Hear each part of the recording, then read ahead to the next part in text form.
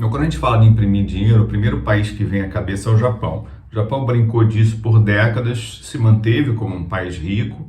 O sistema financeiro japonês ele é completamente dependente do relacionamento com o Banco Central japonês. E a impressão de dinheiro lá levou o país a chegar a 260% da relação dívida PIB, quer dizer, é um recorde mundial. Mas por que o Japão conseguiu fazer isso? Dois motivos. Primeiro, que ele é pequeno, ou seja, ele não é do tamanho dos Estados Unidos, do tamanho da Europa. Segundo, porque ele tem uma importância enorme no comércio internacional. Dá uma olhadinha nesse gráfico. Como o Japão ele simples saiu de praticamente nada para uma posição de destaque, né? Uma venda, participação gigantesca no mercado internacional, 800, 900 bilhões de dólares de exportação. E a moeda japonesa tem uma relevância no mercado internacional, tanto como reserva como troca.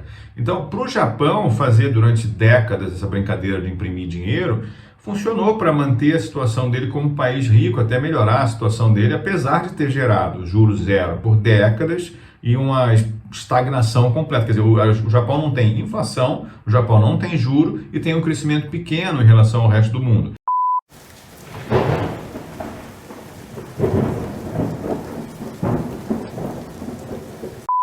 O problema é que nesse momento a gente tem dois players fazendo a mesma coisa e são players muito maiores e muito mais relevantes. São players que sozinhos representam 80% do comércio mundial, pelo menos 80% da moeda de referência do comércio mundial e 80% das reservas internacionais estão denominadas nessas moedas. Quer dizer, esses caras não são o Japão com 3, 4%. 5% da participação. Será que dá para dois players desse tamanho continuarem brincando de imprimir dinheiro por mais décadas? Dá uma olhadinha nesse gráfico. Esse gráfico mostra os balanços dos bancos centrais.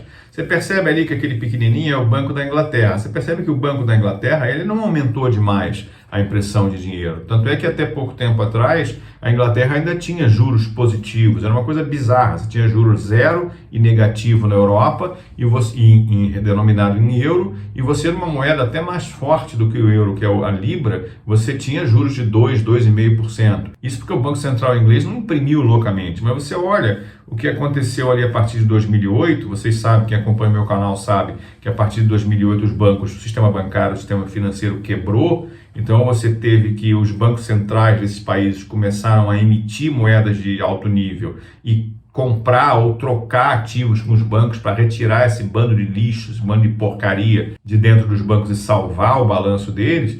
Então a gente teve um crescimento gigantesco que vocês percebem ali até 2020. Esse tipo de impressão de dinheiro, quem acompanha meu canal sabe, não é inflacionária, porque esse tipo de impressão de dinheiro vai para dentro do sistema financeiro. Quando vai para dentro do sistema financeiro, cai o juro. Quando cai o juro, cai o custo de capital das empresas. Quando cai o custo de capital das empresas e tem excesso de liquidez, as empresas tomam emprestado. Quando tomam emprestado, elas melhoram o parque fabril, elas contratam novos softwares, contratam bons funcionários, reduzem seu custo, entram novos concorrentes. Então, tudo isso é deflacionário. Então, apesar dos bancos centrais, dos dirigentes acharem a gente imprimindo essa quantidade de dinheiro vai dar inflação, e até hoje os caras não sabem por que não deu inflação, mas a explicação mais simples é essa. Excesso de capital é redução do custo de capital das empresas, é redução do custo de produção, é entrada de novos concorrentes, né? Vocês sabem disso, né? Quando surgiu o Uber, já tinha 2, 3, 4, 5 concorrentes com $1 bilhão para concorrer com ele. E isso fez com que eles todos perdessem dinheiro. Então, o excesso de concorrência faz com que o consumidor se beneficie. Então, essa primeira fase que a gente viu ali até 2020, ela não foi inflacionária, apesar dos caras acharem que seria. A fase seguinte você consegue enxergar bem nesse gráfico. Esse é um gráfico só do Federal Reserve. A partir de 2020, percebe que eles subiram demais, todas as partes aqui, né? Mas principalmente essa parte marronzinha subiu demais. O que aconteceu aqui? Já não fazia mais sentido você colocar capital, porque agora você precisava colocar dinheiro na mão das pessoas para elas comprarem. Lá nos Estados Unidos, imagino que seja igual no Brasil, que o Banco Central não pode financiar o Tesouro diretamente.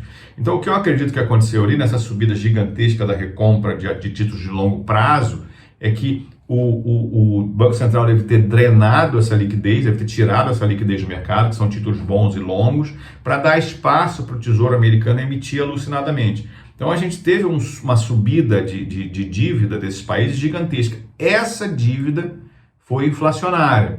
Porque essa dívida foram os tesouros nacionais aumentando a dívida dos países, não é um relacionamento Banco Central e banco, é um relacionamento de gasto público, ou seja, ou o governo deu dinheiro para as pessoas gastarem, ou o governo gastou, né? O governo americano gastou trilhões durante a Covid, tanto ele próprio quanto colocando dinheiro na mão dos seus cidadãos. E esse dinheiro é um dinheiro inflacionário. Dá uma olhada nessas duas manchetes aí.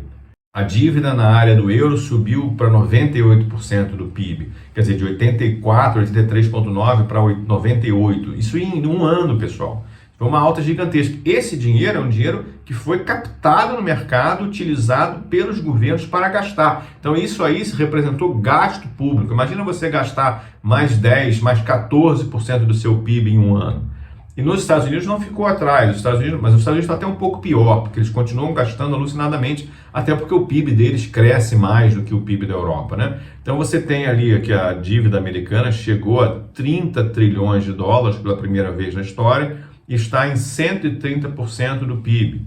Ela saiu ali no fim de 2019 de 22,7 trilhões para 30 trilhões 2 anos depois. Isso é gasto grave. Então a gente teve um aumento da inflação, em parte porque as pessoas continuaram com dinheiro. Aqui no Brasil, quando a gente pagou o auxílio emergencial, teve recorde de arrecadação. Significa que as pessoas, mesmo com toda a indústria parada, significa que as pessoas estavam gastando na ponta. E houve uma quebra nos processos produtivos por conta da Covid, que até hoje não voltaram totalmente. Aí vem a guerra da Ucrânia. A gente esperava que a Covid fosse embora, não foi ainda. Xangai está em lockdown, quer dizer, também criando um problema para os processos produtivos mundiais.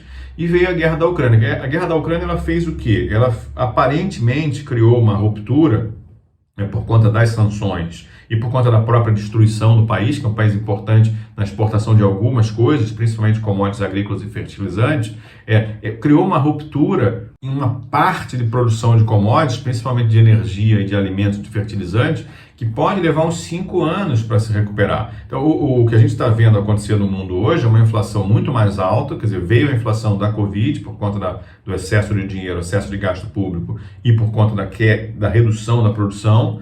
Aqui do lado da minha casa tem uma concessionária Suzuki que desde maio de 2020 não recebe um carro da Hungria. Eles vendem carros húngaros, né? Aqueles S-Cross, aquele Vitara. As coisas não voltaram, né? Os carros usados nos Estados Unidos subiram 35%, no Brasil também. Então existe uma ruptura muito grande nas redes de produção. E essa guerra pode aumentar isso. Então a gente está vendo hoje uma inflação que pode ser uma inflação que pode ser seguida inclusive por uma falta de produtos, porque talvez a recuperação daquela região ali leve muito tempo e a gente não consegue, num espaço de 3, 4 anos, repor a produção de fertilizantes, repor a produção de óleo, de gás, que está sendo perdida nesse momento naquela região. Então a inflação ficou ainda mais grave.